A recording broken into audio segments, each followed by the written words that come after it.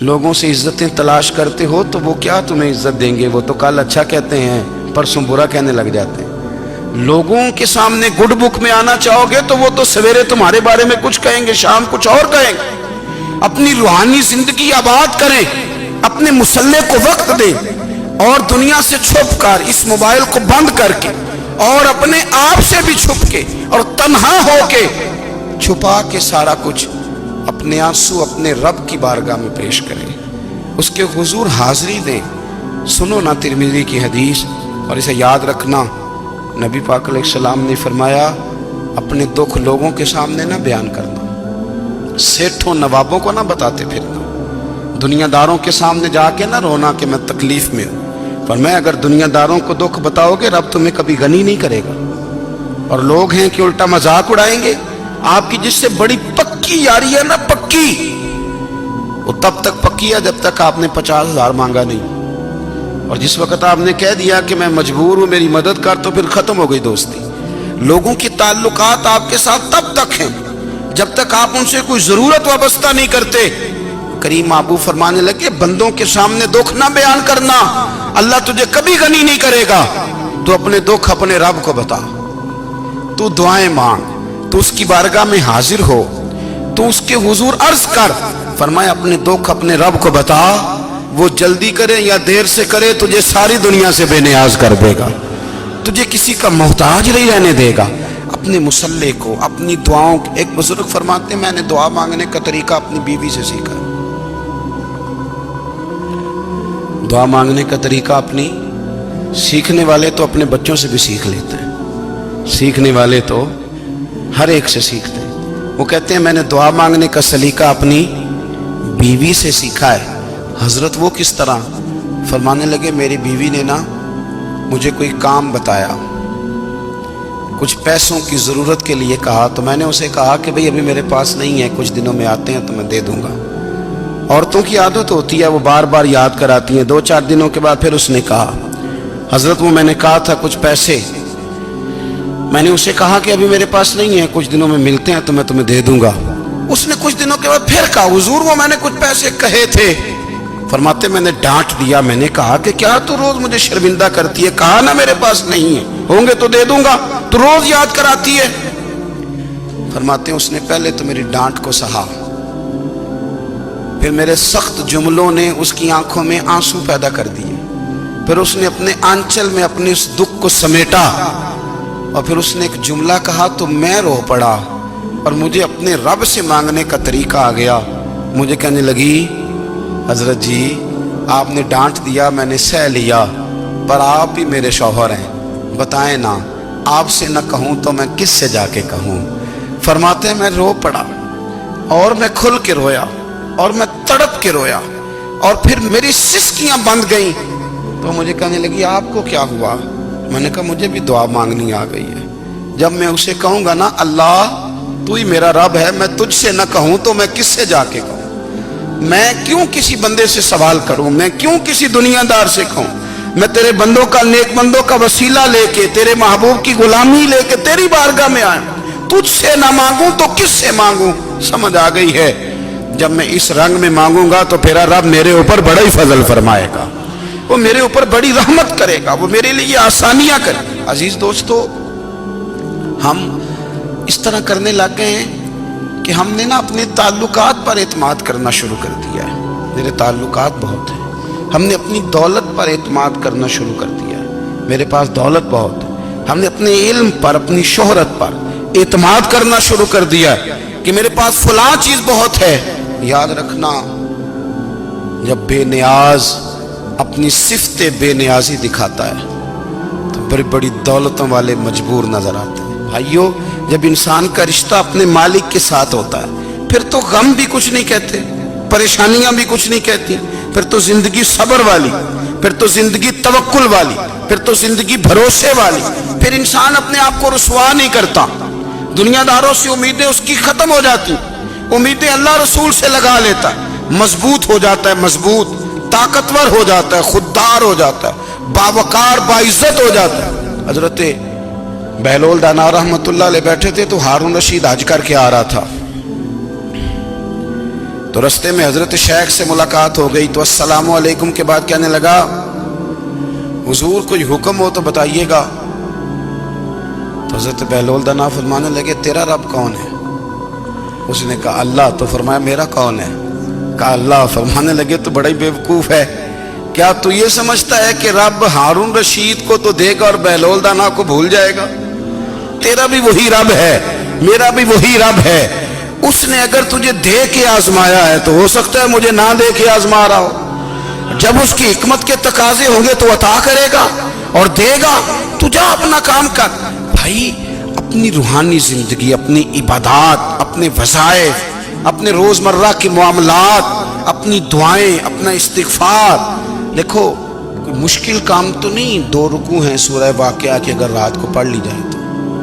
میں کس طرح یہ بات بیان کروں کہ تعویذ بانٹنا آسان ہے اور وظیفہ بتانا مشکل ہے. سارا دن تعویذ بانٹیں تو لوگ لینے کو تیار ہیں، اور اگر آپ وظیفہ بتائیں تو کہتے ہیں تو مشکل کام ہے. او خدا کے بندے، اگر آپ کا تعلق قرآن پاک کے ساتھ مضبوط ہو، قرآن پاک کے ساتھ اگر آپ کا رشتہ ہو، لوگ سفارشیں ڈھونڈتے ہیں نا دنیا میں، کوئی تعلق مل جائے تو میرا کام ہو جائے.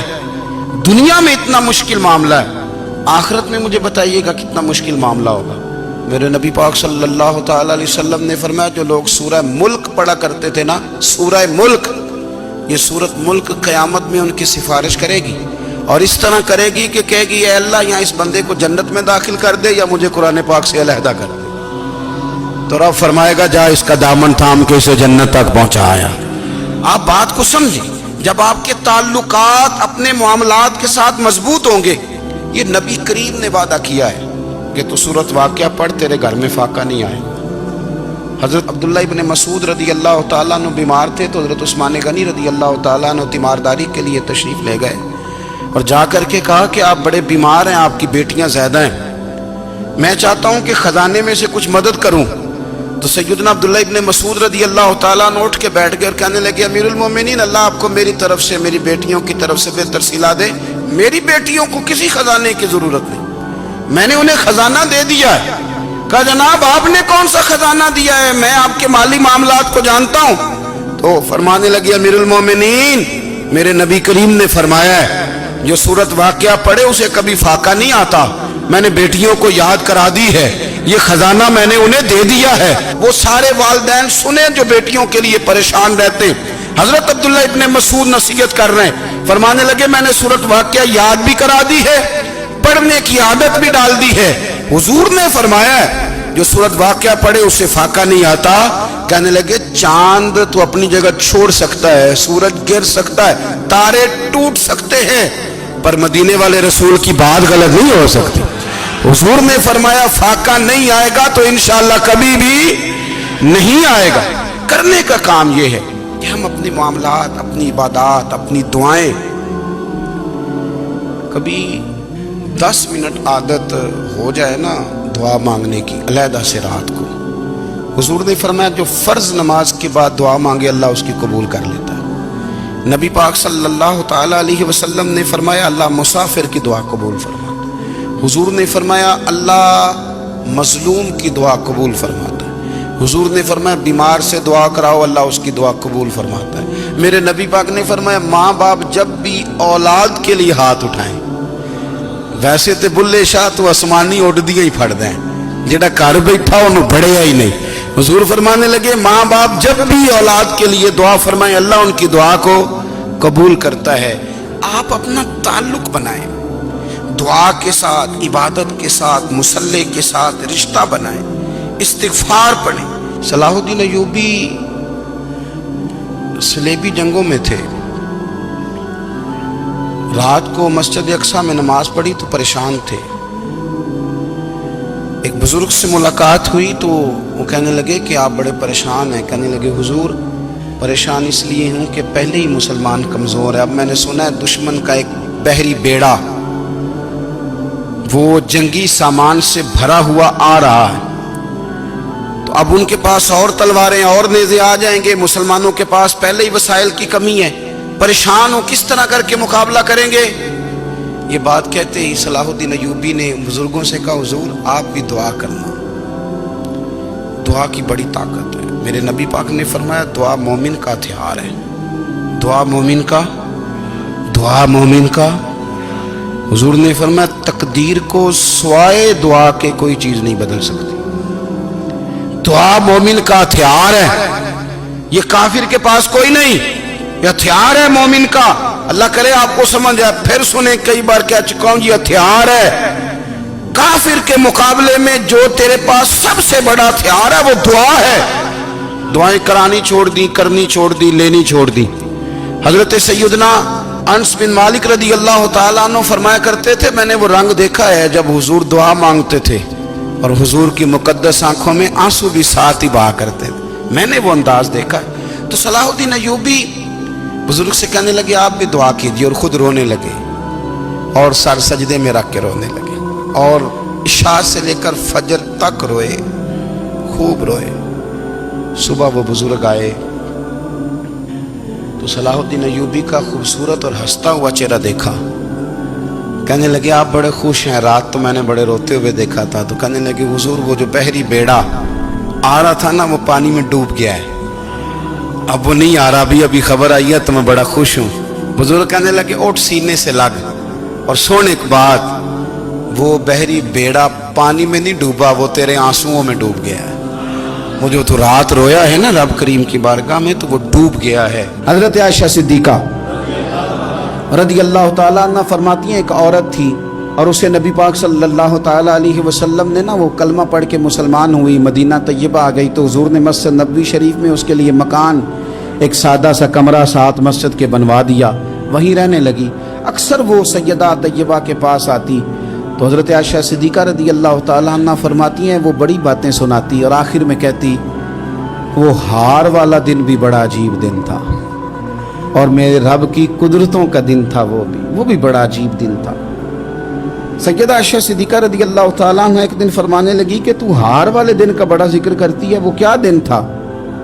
تو خاتون کہنے لگی اماں جی وہ دن تھا جب میرے رب پر بھروسہ اور مضبوط ہو گیا، جس دن میرا اپنے رب پر توکل اور بڑھا، میرے ایمان میں یقین میں اور پختگی آئی۔ کہنے لگی میں ایک گھر کی کنیز تھی، نوکرانی تھی، اس گھر میں ایک بچی تھی جس کے پاس سونے چاندی ہیرے جواہرات کا ہار تھا۔ اس زمانے میں نا چمڑے کے اوپر لوگ ہیرے جواہرات لگاتے تھے، کئی دفعہ سرخ رنگ کے چمڑے پہ لگائے جاتے تھے، وہ بچی پہنتی تھی۔ تو کہتی ہیں وہ بچی کے اس نے اتار کے رکھا یا اس سے گرا وہ ہار، تو چیل اسے اٹھا کے لے گئی گوشت سمجھ کے، اور میرے سامنے اٹھا کے لے گئی۔ گھر والوں نے مجھ سے پوچھا، یہ بخاری میں موجود ہے، گھر والوں نے پوچھا مجھ سے کہ وہ ہار کہاں ہے، تو میں نے کہا چیل اٹھا کے لے گئی۔ گھر میں کچھ چوری ہو جائے تو سب سے پہلا الزام کس پہ لگتا ہے؟ ملازمین پہ۔ کہتے انہوں نے مجھے بڑا مارا، بڑی تکلیف تھی، حتیٰ کہ میری شرمگاہ تک کی تلاشی، میری عزت اتنی خراب کی میں بتا نہیں سکتی۔ میں نے اپنی زندگی میں ایک واقعہ دیکھا، ایک امیر گھر میں چوری ہو گئی، ملازم کو اتنا مارا کہ وہ چارپائی پہ پڑ گیا، پولیس والوں سے اتنی مار پروائی گئی کہ وہ بیچارہ چارپائی پہ پڑ گیا، اور پھر وہ اتنا بیمار ہوا، اور کچھ دنوں کے بعد پتہ چل گیا کہ چور تو اپنا بیٹا ہے ان کا، پھر اس کا انتقال ہو گیا۔ اب وہ سیٹھ صاحب اور گھر والے آ کے نا مرنے والے کے کان میں معافیاں مانگ رہے ہیں، کان میں۔ تو میں نے ان سے پھر کہا تھا کہ یہ تو اب چلا گیا ہے، تمہارا زور چلتا تھا نا، تو تم نے قانون خریدا اور تم نے اسے جتنا ہو سکا تم نے اسے مار پڑوائی، تمہارے پاس جو عدالتیں تھیں تم نے وہاں کارروائی کی، اب ایک عدالت قیامت کے دن لگے گی۔ یہ کمزور تھا نا، کچھ کر نہیں سکا۔ میرے نبی پاک صلی اللہ علیہ وسلم نے فرمایا سن لو، اگر سینگ والی بکری نے بغیر سینگ والی بکری کو تکلیف دی ہوگی نا تو قیامت کے دن اسے بھی بدلہ دینا پڑے گا، کہ تیرے پاس سینگ تھے اور تو نے اسے مارا تھا۔ وہ خاتون عرض کرتی ہے سیدہ عائشہ کی خدمت میں کہ مجھے بڑا مارا، مجھے تکلیف دی، میں کہہ رہی تھی کہ میرے سامنے چیل لے گئی ہے، پر وہ نہیں مان رہے تھے، اماں جی انہوں نے مجھے بڑا مارا۔ حضرت عائشہ صدیقہ کہتی ہیں پھر کیا ہوا؟ کہنے لگی اماں جی جب کوئی میرا مددگار نہ رہا، مجھے تکلیف دے رہے تھے، رسوا کر رہے تھے، تو میں نے اپنے رب سے مدد چاہی، میرے رب کی طرف میں نے توجہ کی، میں نے کہا مالک اب تو ہی میرا مددگار ہے۔ कहती है वो मुझे मार रहे थे तो वो चील जो हार ले गई थी वही लेके वापस आ गई, और हमारे सरों के करीब ला के उसने जब उस हार को फेंका, वो मुझे छोड़ के साइड पे हुए, वो मेरी बेगुनाही जान गए। लेकिन आपको बताऊं, उस दिन से मेरा अपने रब पर यकीन और बढ़ गया।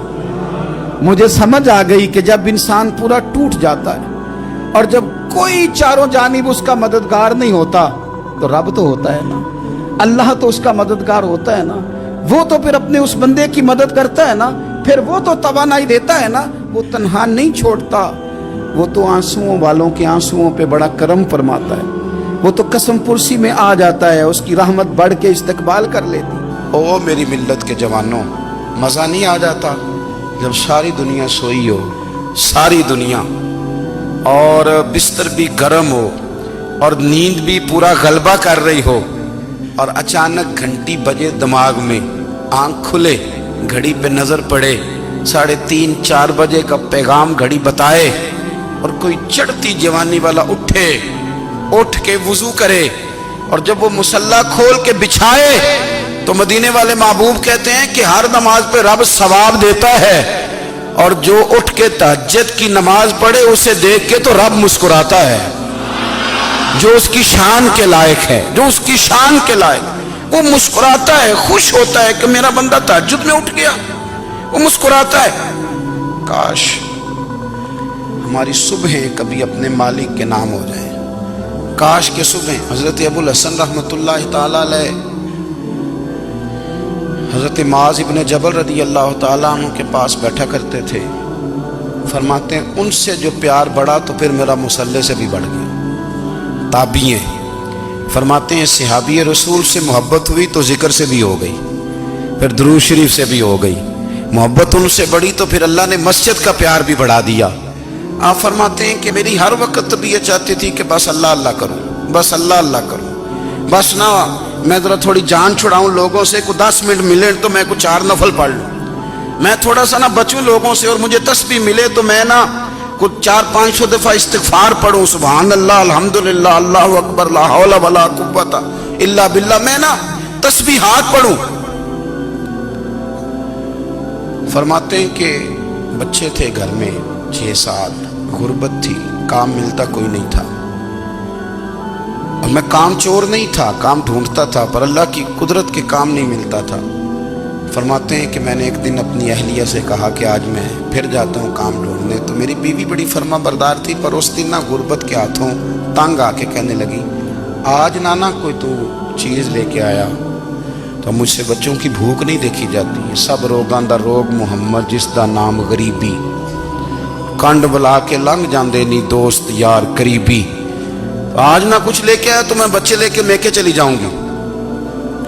शेख फरमाते हैं कि मैं बड़ा परेशान घर से निकला, पर मैंने सुबह से लेके जोर तक काम ढूंढा, काम मिला कोई नहीं। तो मेरे दिल में ख्याल आया, चलो काम नहीं मिलता तो अल्लाह अल्लाह तो करे ना, चलो बंदों की मजदूरी नहीं मिलती तो रब करीम की इबादत ही करते हैं। फरमाते हैं कि मैंने ना फुरात के पानी से वुजू किया, नहर के, शदीद धूप थी, साथ रेत थी और रेत तप रही थी, मैंने अपना रुमाल वहीं मुसल्ला के तौर पर बिछा लिया, और फरमाते हैं कि जोर से लेकर असर तक नमाज पढ़ी, धूप भी पूरे जोर पे, पर मेरे सजदे का ज़ौक़ भी पूरे जोर पे। फरमाते हैं सूरज भी चमक रहा है और रब की इबादत का ज़ौक़ भी पूरे जोर पे, मैं सजदा करूं तो फिर मेरा उठाने को जी ना चाहे। मेरे उस्ताद लिखा करते थे, ये उनका शेर है, वो कहा करते थे, मुझे सोज दे, मुझे साज दे, और मुझे नीम शब का न्याज दे, दमे सजदा खुद को मैं तोड़ दूं, मुझे ऐसा ज़ौक़ नमाज दे। और मैं तेरी बहार का फूल हूँ, मैं खिला भी हूँ तो तेरे लिए, मुझे मेरी शाख से तोड़ ले, मुझे अपनी जुल्फ का नाज दे।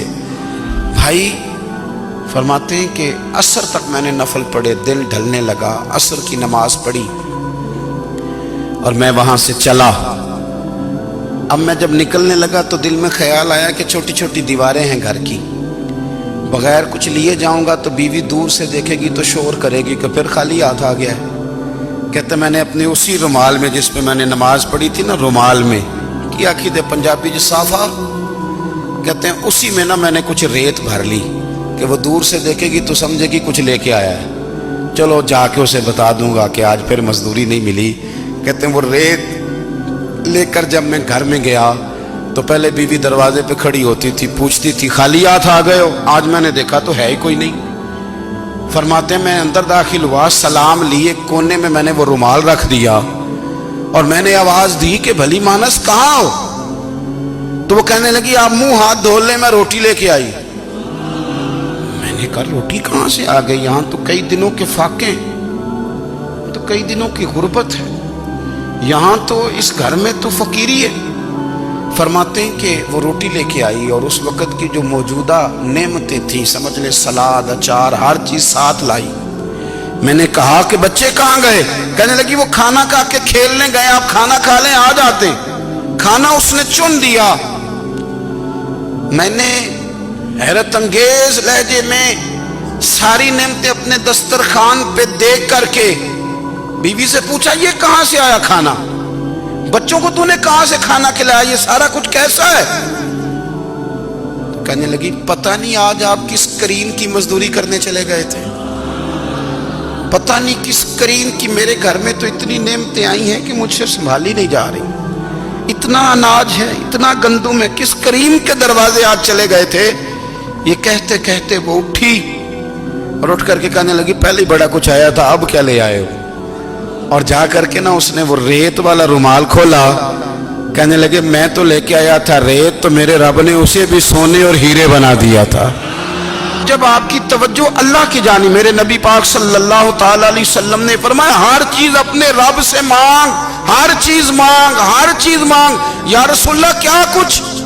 मेरे महबूब ने फरमाया तेरे घर में नमक भी खत्म हो जाए तो वो भी अपने रब से मांगा कर, तू मांगना वो तुझे देगा, तो उसकी बारगाह में कशकोले तलब दराज तो करना।